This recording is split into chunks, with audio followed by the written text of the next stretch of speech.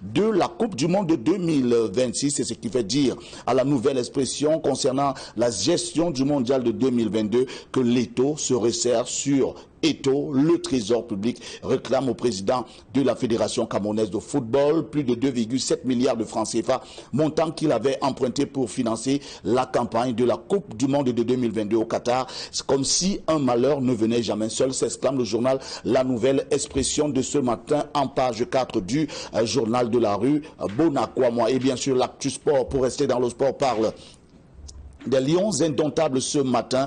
L'actu sport parle du gros nuage sur le match contre le Cap-Vert et bien sûr fait lire ce matin à travers sa grande une que l'équipe nationale au complet s'entraîne depuis lundi soir au stade militaire de Yaoundé, mais la mise à l'écart brutale de la Fédération camerounaise de football par le MINSEP dans la préparation de la rencontre de samedi fait planer une montagne d'incertitudes sur ce rendez-vous pourtant capital dans la qualification à la prochaine Coupe du Monde, renseigne le journal de Gustave Samnik Emmanuel a retrouvé dans les kiosques ce matin. Et vous retrouverez également le journal Kalara ce matin. Lui parle d'autre chose et nous ramène à l'affaire Martinez-Zogo et parle de ce blocage.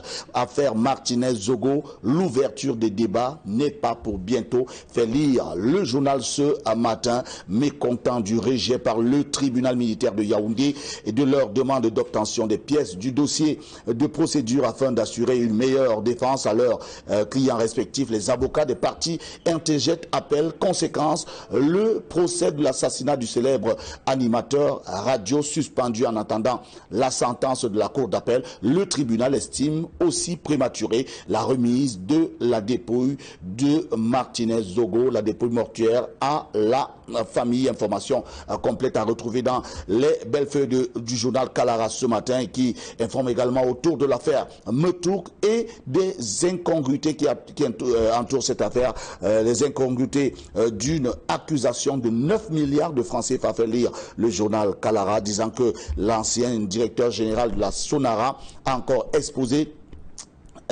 devant le tribunal criminel spécial les micmacs utilisés par ses bourreaux pour lui nuire. Procès bloqué de nouveau par le parquet, fait lire le journal Kalara de ce matin. Le journal que je vous invite à retrouver dans les kiosques à la suite, c'est le journal Mutation qui choisit de mettre en grande une cette photo de Samuel Eto'o-Fils et de son secrétaire général, ce qui fait dire ce matin sur Blaise Dounan, le général des secrétaires, comment bien voulu l'appeler Mutation ce matin. Le journal fait dire que plus qu'un secrétaire général, la guerre ouverte au MINSEP et à la FECAFOOT en cours révèle un compagnon loyal doublé d'un exécutant froid des consignes de Samuel Eto'o. Alors, si vous voulez savoir qui est Blaise Dounan, allez prendre les belles feuilles du journal Mutation pour avoir le portrait du commandant en second de Tinga, dit Mutation ce matin.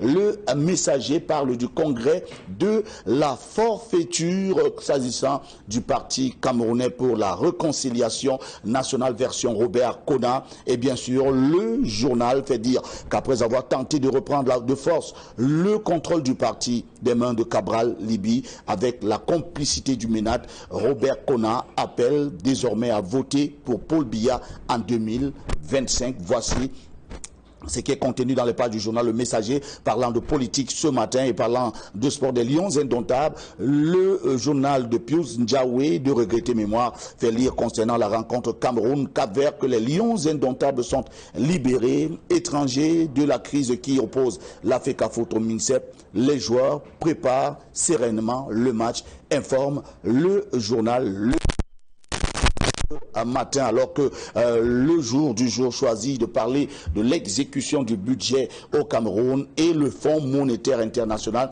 qui conclut un accord de 71,5 milliards avec le gouvernement de la République du Cameroun. Information complète à retrouver dans les belles feuilles du journal Le Jour de ce matin. Et bien sûr, si vous voulez savoir les intervenants de la seconde édition du sommet de l'économie à business, et bien sûr les visages vous ont dévoilé à la grande une du journal l'économie quotidien de ce matin, les visages de ceux qui interviendront lors de la seconde édition de l'économie business en grande une du journal L'économie à quotidien. Et bien sûr, vous retrouverez l'œil du Sahel dans les kiosques ce matin, s'agissant de l'extrême nord du pays.